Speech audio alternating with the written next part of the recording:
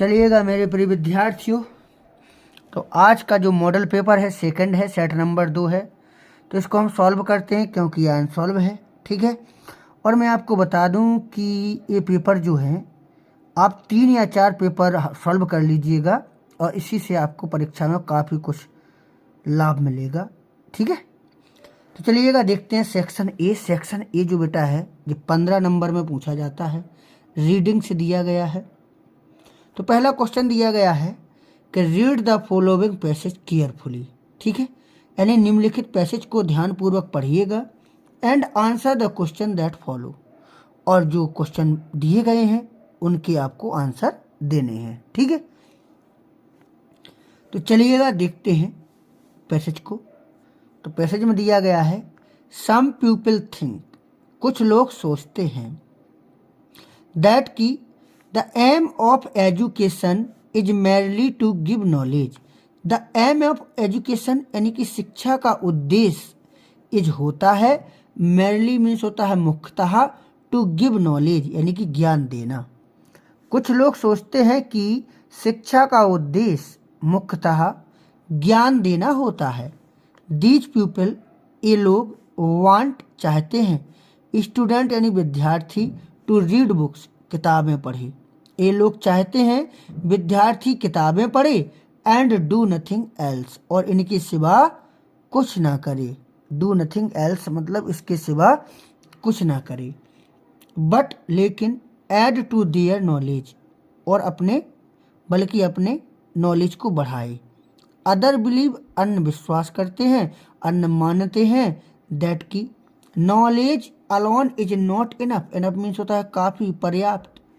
तो अन्य विश्वास करते हैं कि ज्ञान अकेला कुछ नहीं होता है, पर्याप्त नहीं होता है, केवल ज्ञान ही पर्याप्त नहीं होता है। Only that which enable a man, केवल वही जो इनेबल अ मैन, मैन को यानी कि समर्थ बनाता है, टू अर्न हिज लिविंग, अपनी जीविका कमाने में, कैन बी कॉल्ड एजुकेशन, उसे कहा गया है शिक्षा। तो उसे शिक्षा कहा गया है। ज्ञान वही है जो मतलब पैसा कमाए, कहने का मतलब है ये पढ़ा लिखा वही है जो पैसा कमाए। कुछ लोग ऐसा सोचते हैं। सच पीपल, कुछ लोग थिंक सोचते हैं, दैट की bread is more important that anything else. Bread यानी कि रोटी या जीविका, इज मोर इम्पोर्टेंट अत्यधिक महत्वपूर्ण होती है, दैट एनीथिंग एल्स यानी कि हर चीज़ से अलावा, हर चीज़ के अलावा रोटी यानी कि जीविका बहुत ज़रूरी होती है, रोटी बहुत ज़रूरी है, ठीक है ना। आगे स्टिल अदर बिलीव, जबकि अन्य विश्वास करते हैं, दैट की education should M solely eight making good citizen, की शिक्षा का उद्देश्य, शुड एम शिक्षा का उद्देश्य होना चाहिए, solely eight making good citizen, अच्छे नागरिक बनाने में। शिक्षा का उद्देश्य अच्छे नागरिक बनाना होना चाहिए, एंड गुड पैट्रियट, और अच्छे देशभक्त बनाने में होना चाहिए। शिक्षा का मतलब है अच्छे देशभक्त बने, अच्छे नागरिक बने। ऑल दीज पीपल, ये सभी व्यक्ति, she only one of the several purpose of education.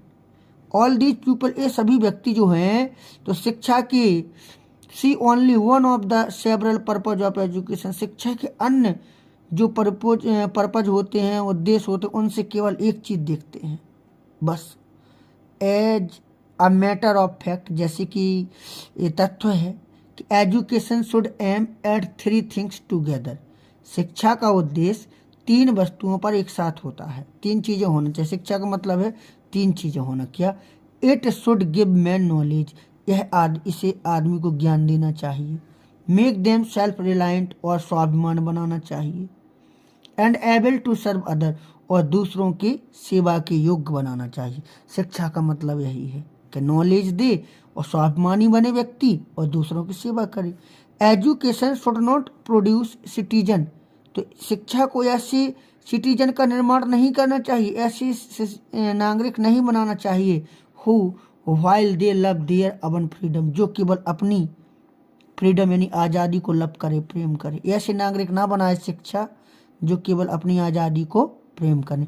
Take away the freedom of other, दूसरों की टेक अवे माने छीन लें, आज़ादी, फ्रीडम यानी आज़ादी, जो दूसरों की आज़ादी छीन लें, ऐसी शिक्षा बेकार है। इट शुड प्रोड्यूस मैन, यह इसे ऐसे आदमी को बनाना चाहिए who love their own country, जो अपने स्वयं के देश से प्रेम करे, what who do not want to harm other countries, और जो दूसरे देशों को हानि भी ना पहुंचाए। ऐसा नहीं है, देशभक्त वो नहीं है कि जो अपने देश से प्रेम करे और दूसरे देशों से घृणा करे, नहीं, अपने देश से भी प्रेम करे और दूसरों को भी हानि ना पहुंचाए। शिक्षा का यही उद्देश्य बताया गया है। ठीक है, अब चलिए हम बात करेंगे 15 नंबर के क्वेश्चन हमें कैसे छांटने हैं। ठीक है, तो देखिएगा, दिया गया है what should be the aim of education, शिक्षा का उद्देश्य क्या होना चाहिए। ठीक है, शिक्षा का उद्देश्य क्या होना चाहिए। ठीक है, तो शिक्षा का उद्देश्य जी क्या होना चाहिए। ठीक है, गिव नॉलेज, ज्ञान देना। ठीक है, तो आप लिख सकते हो ऊपर की line, some people think that the aim of education is merely to give knowledge, यही लिख दो। आगे दिया गया bread is more important that anything else, do you agree, क्या तुम सहमत हो। जीविका हर चीज से अधिक महत्वपूर्ण होती है, क्या तुम सहमत हो। इफ नॉट, यदि नहीं, वाई, क्यों। तो आप लिख सकते हैं ब्रेड इज मोर, इस यहीं से लिखना है, bread is more important than anything else. ठीक है, आई एम नॉट एग्री, मैं सहमत नहीं हूँ। आई एम नॉट, यहाँ लिखो आई एम नॉट एग्री, मैं सहमत नहीं हूँ। बिकॉज से जोड़ दो, भाई लगा है तो बिकॉज एजुकेशन, ठीक है, education makes a good citizen what not bread, रोटी नहीं बनाती है, जीविका नहीं बनाती। यहाँ लिखें बिकॉज से जोड़ दें, because education makes a good citizen, but जोड़ दें, बट नॉट ब्रेड। ठीक है, ऐसे कर लेना। आगे, what type of man should be produce by education, शिक्षा के द्वारा कैसे आदमियों का निर्माण होना चाहिए। ठीक है, तो शिक्षा के द्वारा देखो ऐसे आदमी, यहाँ लिखा भी है कैसे व्यक्ति हों। ठीक है, यहाँ से लिख सकते हैं आप कि education should not produce citizen who while they love their own country freedom they take away the freedom of other, it should be produce man who love their own country but who do not want to harm other country. यहाँ तक बिल्कुल लिख लें, यहाँ से यहाँ तक लिख लें। ठीक है, आगे दिया गया एक्सप्लेन द अंडरलाइन पोर्शन, जो underline who love their own country, ठीक है, इसका आपको एक्सप्लेन करना है, इसके बारे में समझाना। तो इसके बारे में आप लाइन लिख के लिख दें explanation.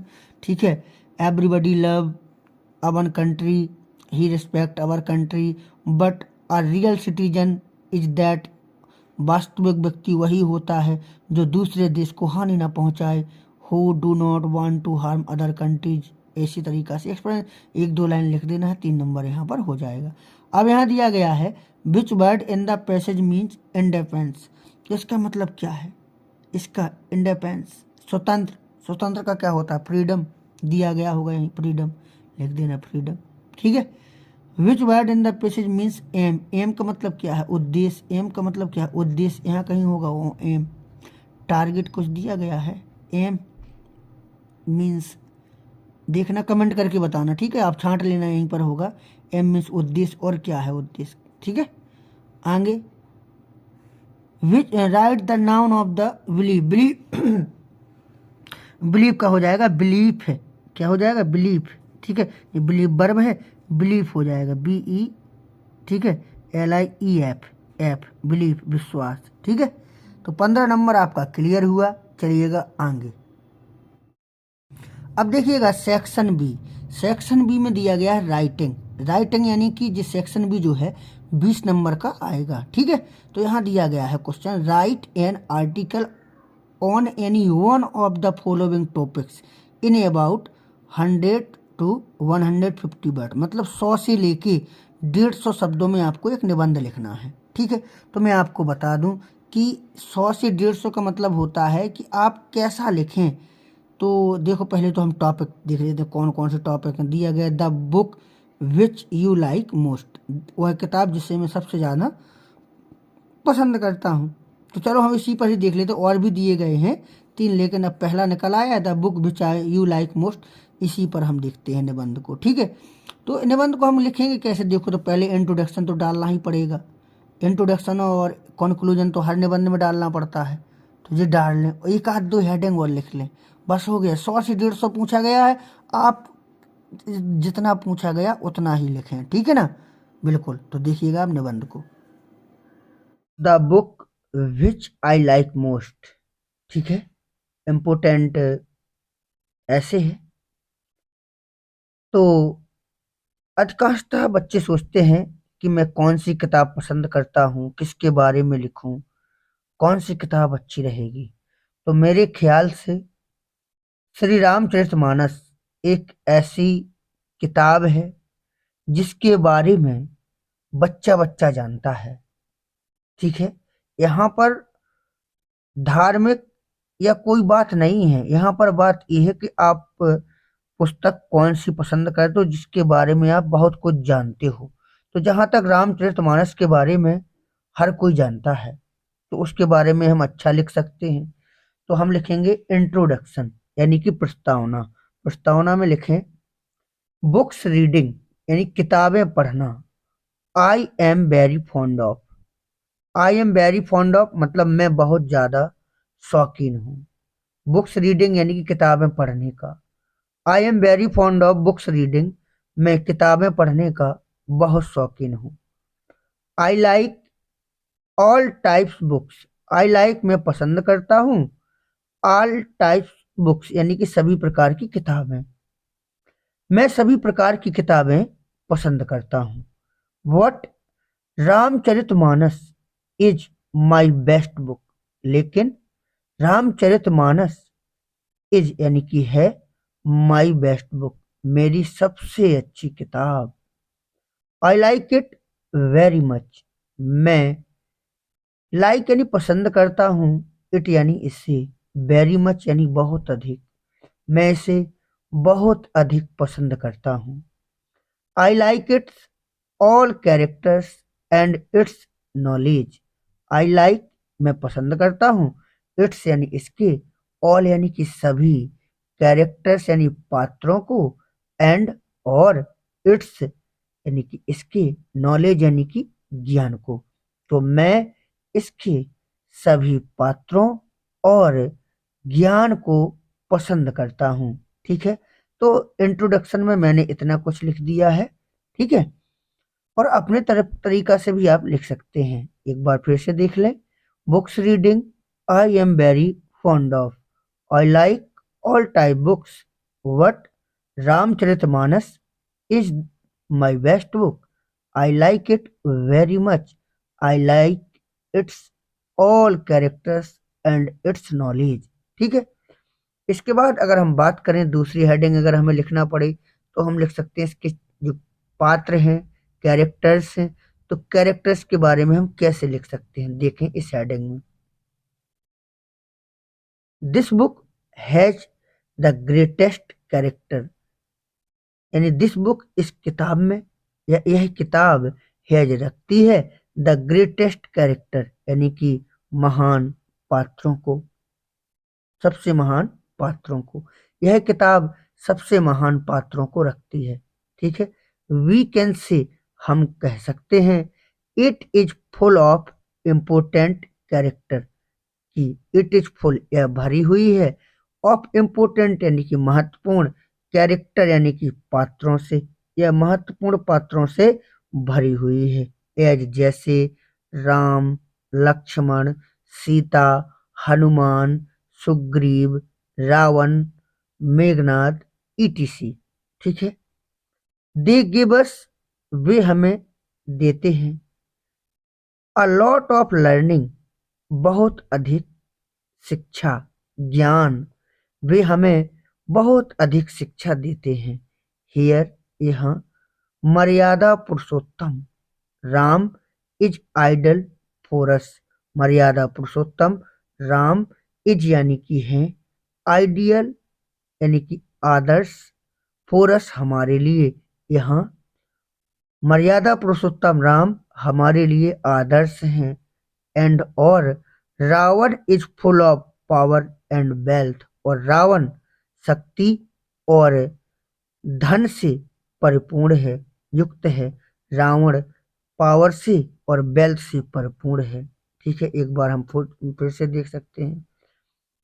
This book has the greatest characters, we can say it is full of important characters as Ram, Lakshman, Sita, Hanuman, Sugriva, Ravana, Meghnath, etc. They give us a lot of learning. Here, Maryada Purushottam, Ram is ideal for us, and Ravan is full of power and wealth. अगली heading हम चाहें तो इस तरीका से कुछ लिख सकते हैं, जैसे राइटर, कि राइटर के बारे में क्या है, क्या खास है राइटर का, इस किताब में जो राइटर है उसकी क्या महत्व है, तो राइटर के बारे में भी हम लिख सकते हैं। जैसे तुलसीदास जी रोट द रामचरितमानस, तुलसीदास जी ने रोट यानी कि लिखी, रामचरितमानस यानी कि रामचरितमानस को, तुलसीदास जी ने रामचरितमानस को लिखा। It has a lot of qualities, it यानी कि यह, हैज यानी कि रखती है, अ लॉट ऑफ क्वालिटी यानी बहुत अधिक गुणों को, यह बहुत अधिक गुणों को रखती है या इसमें बहुत अधिक गुण हैं। डायलॉग्स आर सो चार्मिंग, संवाद, डायलॉग यानी कि संवाद, जो दो व्यक्ति बातचीत करते हैं उसको बोलते हैं डायलॉग्स। तो डायलॉग बहुत ही चार्मिंग यानी कि आकर्षक, तो डायलॉग बहुत ही आकर्षक हैं। एंड और लैंग्वेज इज आल्सो वंडरफुल, और भाषा भी बहुत ही अद्भुत है। आई कैन नॉट इमेजिन, मैं कल्पना नहीं, इमेजिन मीन्स कल्पना करना, मैं कल्पना नहीं कर सकता हूँ।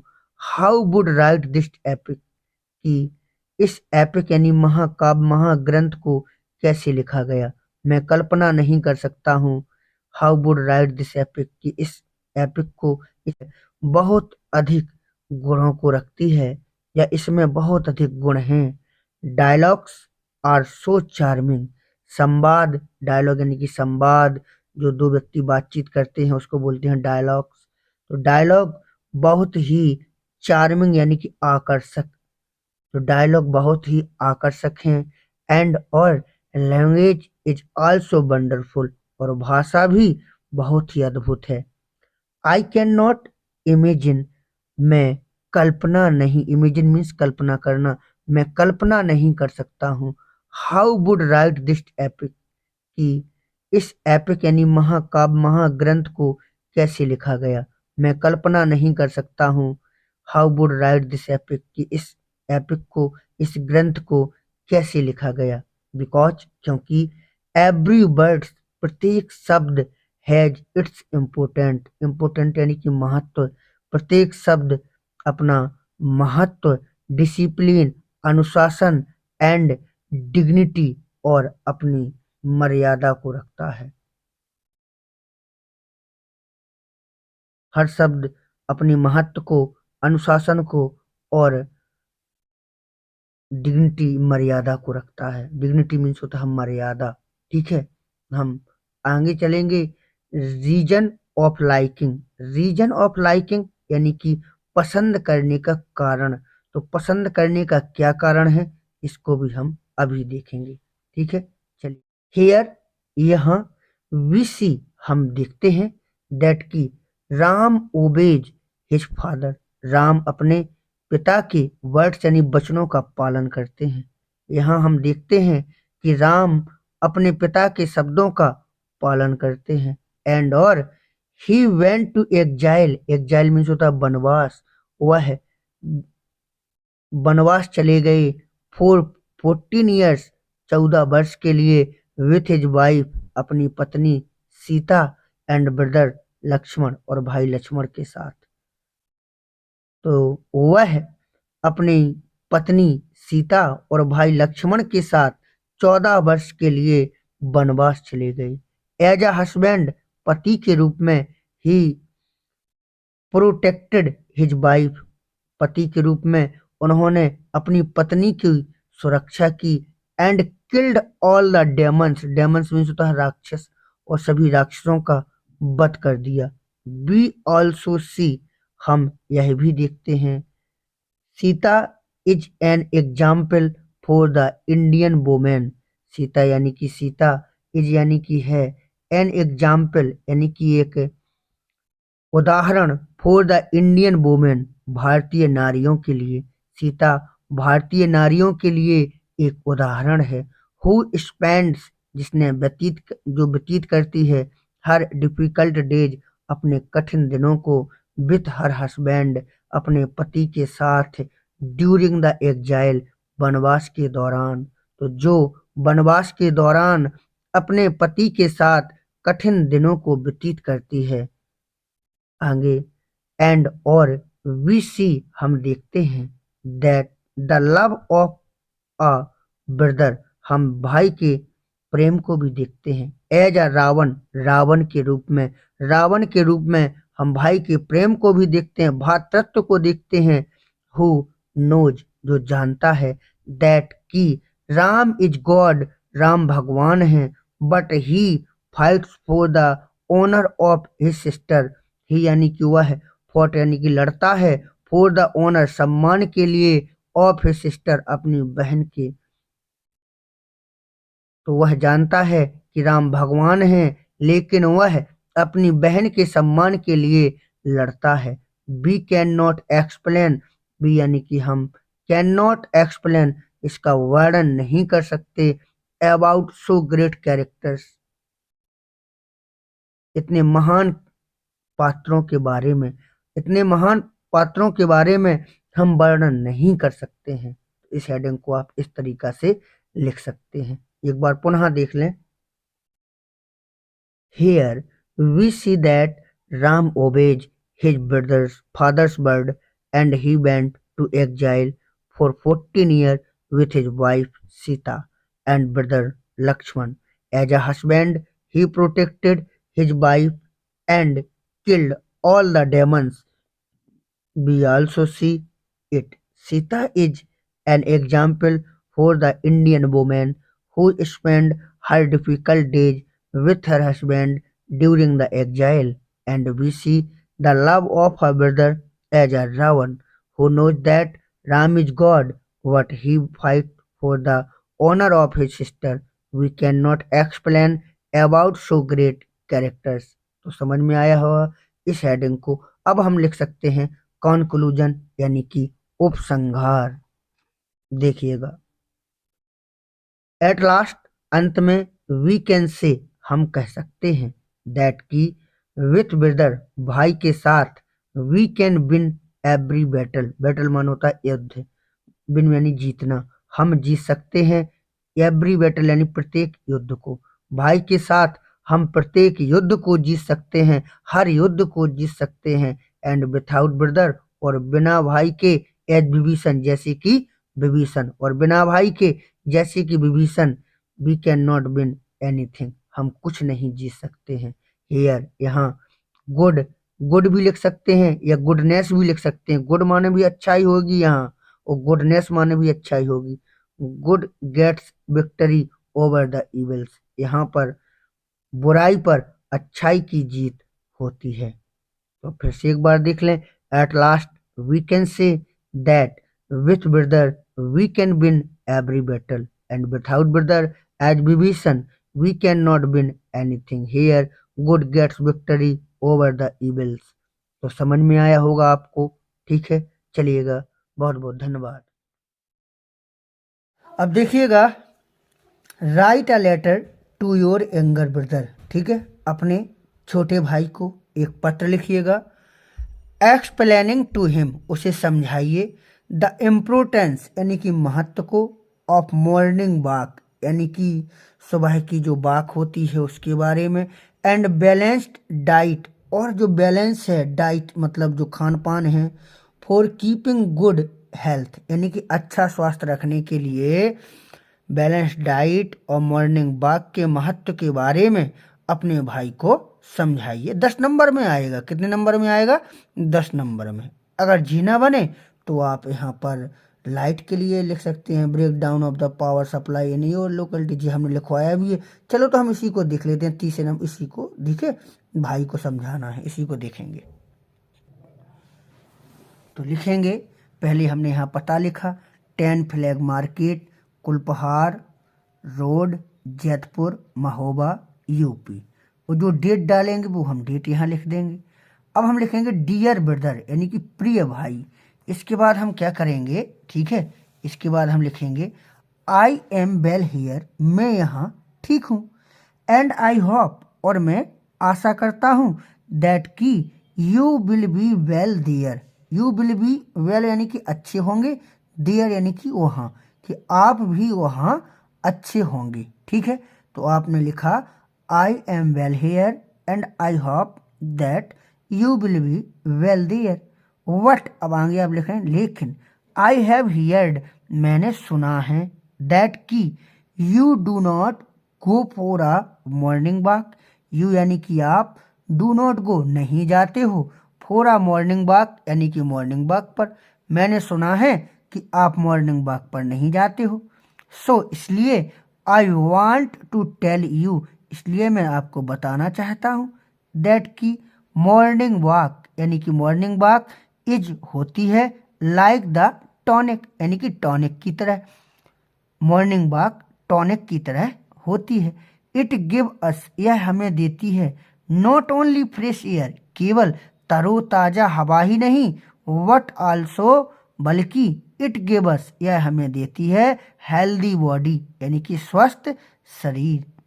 तो यह हमें केवल तरोताजा हवा ही नहीं बल्कि स्वस्थ शरीर भी देती है, स्वस्थ शरीर भी प्रदान करती है। मैनी स्कॉलर, आप लिख सकते हो आगे, मैनी स्कॉलर, कई विद्वान, आल्सो टेल अस, हमें बताते हैं, about good use of morning walk, morning यानी कि सुबह की और मॉर्निंग वॉक के उपयोग के बारे में बताते हैं। ठीक है, अब इसके बाद आप इस वाले पैराग्राफ को छोड़ दें। अब अगला पैराग्राफ आप यहाँ से लिखना शुरू करें, जैसे रिटर्निंग टू मॉर्निंग वॉक। ठीक है, मॉर्निंग वॉक पर लौटने के बाद, आफ्टर भी लगा सकते, after returning to morning walk ऐसे भी लिख सकते हो। We should take balance diet, we should take, हमें लेना चाहिए, बैलेंस डाइट एज, जैसे फ्रूट, ग्रेन्स एंड मिल्क, ऐसे आप लिख सकते हो कि हमें मॉर्निंग वॉक पर लौटने के बाद हमें फल, अनाज और दूध लेना चाहिए। बिकॉज, क्योंकि healthy body has a healthy mind, क्योंकि स्वस्थ शरीर में स्वस्थ दिमाग का निवास होता है। ऐसे भी लिख दें एक लाइन और। आई होप, मैं आशा करता हूँ, दैट की यू विल अंडरस्टैंड, आप समझ गए होंगे, मैं आशा करता हूँ कि आप समझ गए होंगे। What I am telling you, what I am telling you, जो मैं आपको बता रही हूँ या बता रहा हूँ। ठीक है, तो मैं आशा करता हूँ कि आप समझ गए होंगे जो मैं आपको बता रहा हूँ। अब नीचे के एक पैराग्राफ में, और देखो पैराग्राफ आपको लिखना है क्योंकि 10 नंबर का आता है, छोटा सा नहीं लिख देना है, फिर छोटा सा आप लिख दोगे फिर कहोगे कि सर नंबर हमारे कहाँ कट गए। तो आप लिखेंगे नीचे के पैराग्राफ में, विथ बेस्ट विशेज, शुभकामनाओं सहित, गॉड ब्लेस यू, भगवान आपको आशीर्वाद प्रदान करे, एंड आई प्रे, और मैं प्रार्थना करता हूँ, दैट की you will make your name, आप अपना नाम कमाओ, नाम बना। ठीक है, योर लविंग ब्रदर, आपका प्रिय भाई। जो नाम अगर दिया गया है तो नाम लिख दो, अगर नहीं दिया गया है तो XYZ लिख के समाप्त कर देंगे। समझ में आया? तो ये रहा हमारा लेटर। ठीक है, तो हमारा जी लेटर रहा, इस तरीक़ा से देखिएगा, a letter for younger brother explaining about good health and morning walk. तो देखो इस तरीक़ा से हम लिखेंगे तो हमें पूरा 10 में 10 नंबर बिल्कुल मिल जाएगा। ठीक है, इस तरीक़ा से ये रहा हमारा पूरा का पूरा लेटर। ठीक है, चलिएगा अब हम आगे देखते हैं। अब दिया गया है section C. Section C grammar है, तो ग्रामर ही चल रहा है अभी। तो देखो 60 नंबर की ग्रामर आती है, ग्रामर को ही अगर आपने क्लियर कर लिया तो समझ लीजिए सब हो जाएगा। ठीक है, तो दिया गया है यहाँ पर कि choose a correct option to answer the following question, निम्नलिखित प्रश्नों के उत्तर देने के लिए एक सही आंसर आपको चुनना है। तो दिया गया है 2 नंबर में आएगा जी, बिल्कुल 2 नंबर अगर आपको पक्का करना है तो ध्यान से पढ़ें। A person who does not believe, वह व्यक्ति जो विश्वास नहीं करता है in the existence of God, भगवान के ना होने पर, ठीक है, तो उसको बोलेंगे आप क्या, एमिग्रेंट, ठीक है, एमिग्रेंट बोले। द फ्रेज होल्ड गुड, इसका मतलब क्या होता है होल्ड गुड, तो होल्ड गुड का मतलब होता है चलन में, चलन में जो चल रहा हो, बैग्यू। तो हैप्पी मानो तो प्रसन्न होता है, थॉटफुली विचार मग्न होता है, होपफुल आशावान होता है, तो इफेक्टिव हो जाएगा सी, 2 नंबर आपका क्लियर। अब दिया गया है destiny, the synonym of destiny, destiny means होता है भाग्य, तो भाग्य, डिफीट मीन्स तो हार होता है, विक्ट्री मीन्स विजय होता है, कॉन्फिडेंस मीन्स होता है, कॉन्फिडेंस पता ही होगा आपको, फॉर्च्यून मीन्स होता है भाग्य, फॉर्च्यून कर दीजिए आप, 2 नंबर आपका क्लियर हो जाएगा। आगे बढ़ेंगे, दिया गया है डी नंबर में कि no sooner had he come here when his father talked to him, यहाँ पर गलत क्या है, which word in this sentence is an error, error क्या है, तो एरर देखो, नो सूनर वाले वाक्य में आपने देखा होगा यहाँ पर देन लगता है, कॉमा की जगह क्या लगता है, देन, तो वैन की जगह देन होना चाहिए, यानी वैन गलत है, क्या गलत है, वैन, ठीक है। आगे दिया गया है ई नंबर पर द एंटोनेम ऑफ पैट्रॉट, पैट्रॉट का विलोम शब्द क्या होगा, ठीक है, अगर ई को आप करते हैं तो 10 नंबर आपका क्लियर हो जाएगा, क्योंकि A B C D E 5 मिलकर 10 नंबर यहाँ पर आपको बिल्कुल क्लियर हो जाएंगे। पैट्रॉट मीन्स देशभक्त, ब्रेव मीन्स बहादुर, कॉवर्ड मीन्स डरपोक, ट्रेटर माने देशद्रोही, ऑनेस्ट यानी कि ईमानदार, तो देशद्रोही होना चाहिए ट्रेटर, बिल्कुल 10 नंबर आपका क्लियर हो गया। अब अगर 10 नंबर की बात करें तो 5वां क्वेश्चन और तैयार है बिल्कुल आपके लिए, तो इसमें तो देखो भैया बड़ा सिंपल होता है कि 2 में से 1 करना है, change any one of the following, केवल एक ही करना है, 2 नहीं करना है। तो सी सेड टू अस, उसने हमसे कहा, let us have some music, चलो थोड़ा म्यूजिक ले लेते हैं, बजाते हैं, चलिए। तो देखो सेड टू को बदलेंगे प्रपोज्ड में या सजेस्टेड में, सी सजेस्टेड टू अस, सजेस्ट के साथ टू लगेगा, सी सजेस्टेड टू अस, कॉमा की जगह दैट। अब लेट अस जो है ये बदल जाता है दे शुड में, तो they should have some music, अब हैव को हेड में नहीं बदल देना, यही गलती कर देते हैं बच्चे, तो बनेगा she suggested to us that they should have some music, इस तरीका से बना लो, 2 नंबर हो जाएंगे। या ये दिया गया है तो इसको बना लो। अब बी नंबर दिया गया है complain any one of the following as directed, जो निर्देशित किया गया है उसमें से केवल एक बनाना है, तो यहाँ दिए गए हैं 2, कम्प्लेक्स और ये भी कम्प्लेक्स, दोनों कम्प्लेक्स हैं। तो देखो यहाँ कुछ पढ़ना ना पढ़ना बात अलग है, दिस इज आ गया, आगे आप डेट लगा दो, पढ़ाया भी मैंने पूरे, करवाए भी हैं पूरे, मतलब 2009 से लेके 2013 तक के पूरे करवा दिए हैं। तो दिस इज आया, डेट आगे लगा दो, बाकी जो कहते हो इसका बनाना है। तो आप very healthy man came to me study, एक बहुत ही स्वस्थ व्यक्ति मेरे पास आया, ही की जगह लिख दो हु वाज ब्लाइंड, जो अंधा था, या जैसे a very healthy man who was blind comma came to me study, कोई से भी बना दो। अब इसमें सी नंबर में दिया गया है कि एक्टिव बनाना है या निगेटिव, तो देखो इसका रिमूव टू करना है और इसका पैसिव बनाना है, एक्टिव बनाना है। तो बाय प्रिंसिपल लिखा है तो प्रिंसिपल को पहले लिख दो, प्रिंसिपल, द प्रिंसिपल, क्रिया क्या है अपॉइंटेड, वाज हट जाएगा ना, पैसिव बना है जी, द प्रिंसिपल अपॉइंटेड और ही का हो जाएगा him, the principal appointed him as science teacher, बन गया। नेगेटिव तो she is so fat that, too की जगह क्या हो जाएगा that she can not run, negative, कितना इजी है। चलिएगा आगे देख लेते हैं, आगे दिया गया है डी नंबर में, तो डी नंबर में दिया गया है कि he treated me as he was a king, उसने मुझसे ऐसे व्यवहार किया जैसे कि वह राजा हो। एज इफ आ जाता है ना तो इसके बाद चाहे करता कोई भी हो सभी के साथ बर लगता है, क्या लगता है वर, तो यहाँ वाज नहीं लगेगा बर लगेगा, ठीक है। आगे India is confident to beating Pakistan in about, देखो यहाँ गलत क्या है, गलत बीटिंग में आईएनजी लगा है और टू भी लगा है, मतलब जी एंड भी है और इन्फिनेटिव भी है, तो टू हटा दो, क्या हटा दो, टू हटा दो। ठीक है, अब आ जाओ ई नंबर में। ई में दिया गया, ई को कर लोगे तो 10 नंबर यहाँ से मिल जाएंगे। कन्वेस और कन्वेस, तो कैनवास मीन्स होता है एक निवास स्थान को बोला जाता है कन्वेस, तो निवास स्थान भी लिख सकते हैं। और कन्वास का मतलब होता है चुनाव में वोट मांगना। आई कन्वेस यू, आई कन्वेस यू वाक्य बना दो, मैं तुमसे वोट मांगता हूँ। दिस इज माई कैनवास, यह मेरा कैनवास है। कैरियर मीन्स होता है आजीविका, क्या होता है, आजीविका। और कैरियर यानी कि ढोने वाला, मालवाहक।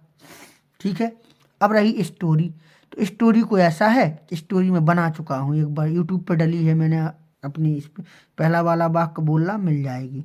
अगर कोई दिक्कत है तो आप कमेंट करके तो बताइए, मैं आपको अलग से अभी बना के दे दूंगा आपको, और बताइए सर कि नहीं हमें जी वाली स्टोरी, ठीक है, बन जाएगा। ठीक है, अब सेक्शन डी, सेक्शन डी में दिया गया है। ठीक है, तो सेक्शन डी में नहीं करवा रहा हूँ वैसे, क्योंकि सेक्शन डी के कुछ इंपॉर्टेंट क्वेश्चन हैं जो, तो वो मैं आपको अलग से, देखो जैसे ये वाला, why did Gandhi ji reach Champaran, तो गांधी जी चंपारण कैसे पहुंचे, बहुत इंपॉर्टेंट है ये वाला। What did he find there, उन्होंने वहाँ क्या पाया। And what did he plan for future proceeding, बहुत इंपॉर्टेंट है। ठीक है, तो मैं आपको अलग से सेक्शन डी का अलग से कुछ इंपॉर्टेंट क्वेश्चन करवा दूंगा। अगर आप चाहें कि नहीं सर, मैं सोचता हूं कि आपका समय बर्बाद ना हो। ठीक है, अगर आप चाहते हैं कि नहीं सर पूरा करवा, तो मैं पूरा करा दूंगा। ठीक है, चलिएगा, धन्यवाद।